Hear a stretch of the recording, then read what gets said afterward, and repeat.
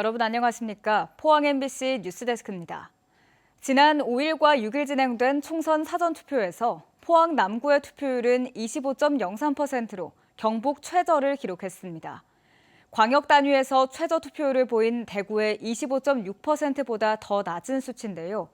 이에 대해 후보들은 자신들에게 유리한 분석을 내놓고 있지만 박빙 승부가 없는 탓에 총선에 대한 관심이 떨어지는 것이 원인이라는 분석에 힘이 실리고 있습니다.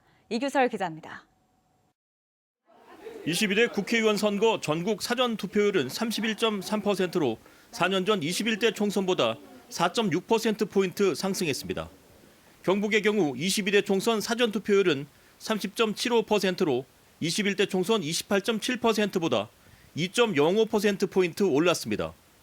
포항만 떼서 살펴보면 남구는 4년 전과 비교해 1.99%포인트, 북구는 1.61%포인트 높아졌습니다. 경북의 사전투표 상승률은 전국 평균의 절반에도 못 미치고 있습니다. 사전투표율은 낮고 본투표율은 높은 경북의 투표 성향을 감안하더라도 경북은 박빙 승부 지역이 거의 없어 이런 결과가 나왔다는 분석에 힘이 실리고 있습니다.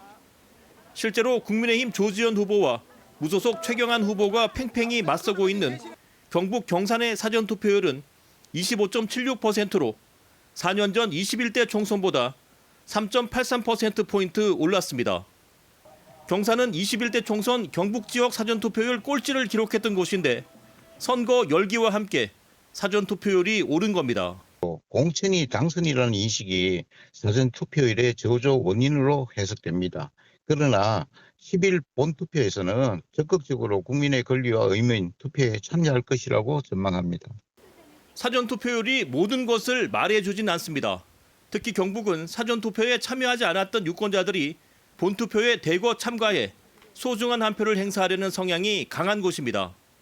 하지만 전국 최저 수준을 기록한 포항의 사전투표율이 정치 무관심으로 이어지지는 않을지 걱정하는 목소리가 커지고 있습니다. MBC 뉴스 이규설입니다. 총선을 앞두고 경주에서는 한수원 본사 도심 이전을 두고 공방이 뜨겁습니다. 국민의힘 김석기 후보와 무소속 김일은 후보가 상대방을 고소고발해 법적 분쟁으로 번지고 있습니다. 보도에 임재국 기자입니다. 한수원 경주 도심 이전을 두고 후보 간 공방이 이어지고 있습니다. 무소속 김일윤 후보는 소멸도시 경주를 살리기 위해 한수원 도심 이전을 주장했습니다. 또 경주대와 한수원 간 부지매매 가계약서를 제시했고 본계약을 추진한다고 밝혔습니다. 한수원이 경주대학을 원했습니다.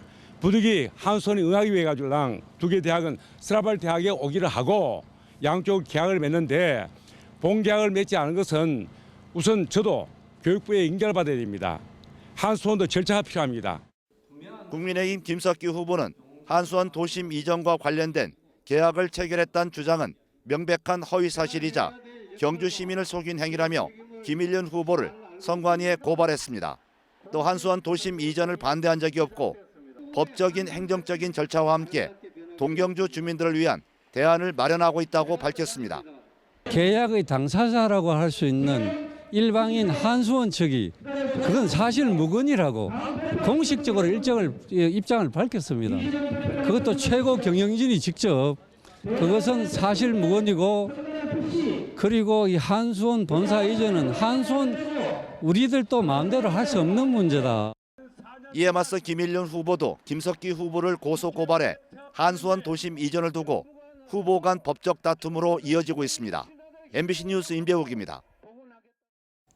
전국적으로 산불 발생이 잇따르면서 산림청이 오늘 오후 3시부로 제주를 제외한 전국에 산불 재난 국가 위기경보 경계 단계를 확대 발령했습니다.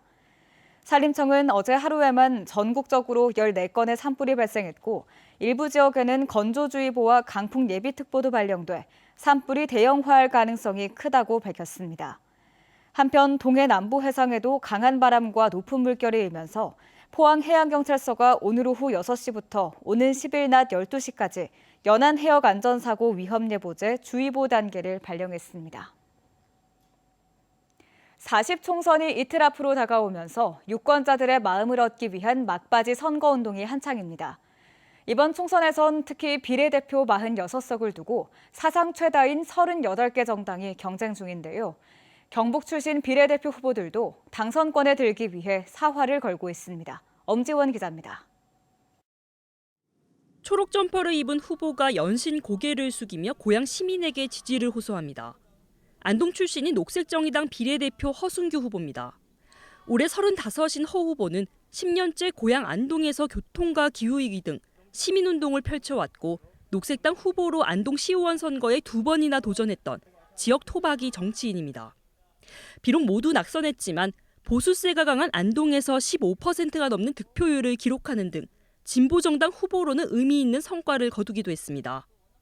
이번에는 녹색당과 정의당의 선거 연합정당인 녹색정의당의 최상위 순번인 비례 2번을 받았지만 진보정당의 오랜 침체기에 최소 득표율 3% 달성 여부가 불투명해지면서 당선을 안심할 순 없는 상황입니다. 비례대표 의석은 정당 투표에서 3% 이상을 득표하거나 지역구에서 5명 이상이 당선되면 배분받을 수 있습니다. 반쪽짜리 정권 심판이 되면 안 된다고 생각합니다. 기후위기 문제, 노동 문제를 가장 원칙 있게 해결할 수 있는 정당 녹색정의당이라고 생각을 하고 가장 절실한 목소리 대변하는 정당 녹색정의당이 국회에 필요합니다.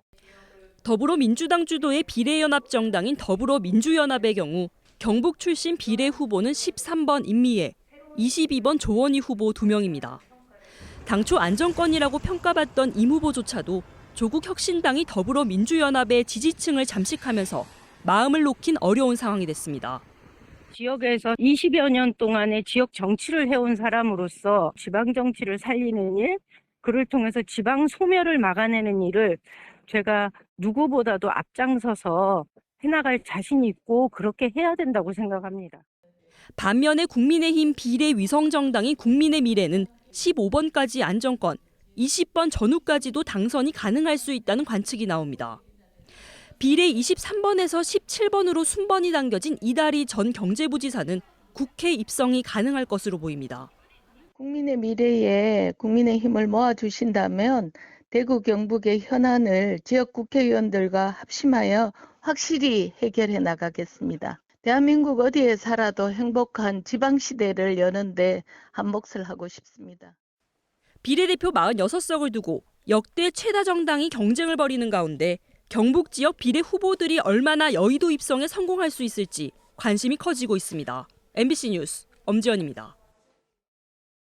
경상북도 보건환경연구원은 이번 달부터 10월까지 경주시 안강읍 두류공단을 대상으로 악취 실태 조사를 추진합니다.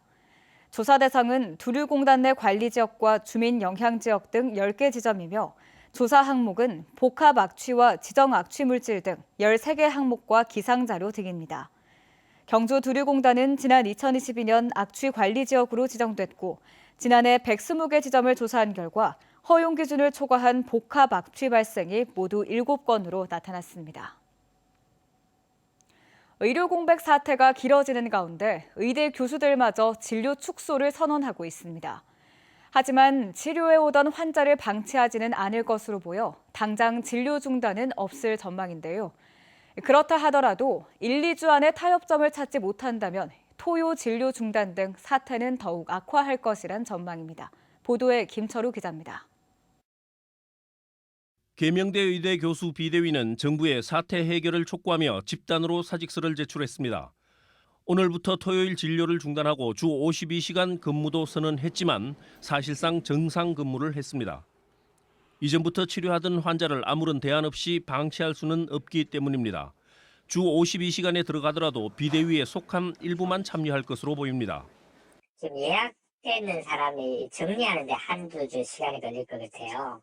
그중에 몇 명으로 이렇게 말할 수는 없어요. 전공의가 떠나고 교수들이 당직을 하는 가운데 당직 2번만으로 48시간 근무를 하게 됩니다. 2번의 당직과 4시간 근무만으로 주 52시간이 되기 때문에 진료 축소가 불가피합니다. 병원 측은 비대위 교수들의 집단 행동으로 진료 시간이 줄어들더라도 토요일 진료를 중단하지 않는다는 입장입니다.